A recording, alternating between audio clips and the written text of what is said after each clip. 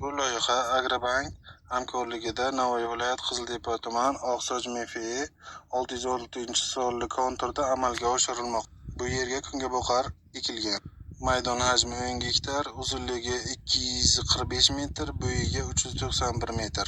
Bu yerdagi ekinlar zamonaviy usullar bilan parvarishlanmoqda. Hozirda ekinlar unib chiqqan, sug'orish va o'g'itlash holatida.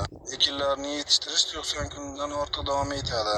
Yetishtirish jarayonida sug'oriladi, tabiiy va mineral o'g'itlar bilan oziqlantiriladi. Ushbu loyihaga 10 ta dehqon xo'jaliklari biriktirildi.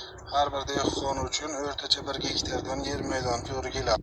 Har bir dehqon uchun o'rtacha 1 gektar yer maydoniga to'g'ri keladi.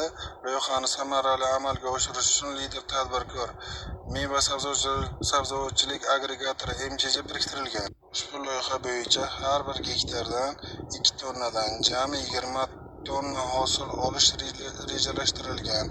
Mazkur ekin yig'ishtirib olingandan so'ng ikkinchi ekin ham yuqori daromadli ekin turini ekish orqali yer egalarining daromadlarini yanada oshirib boriladi.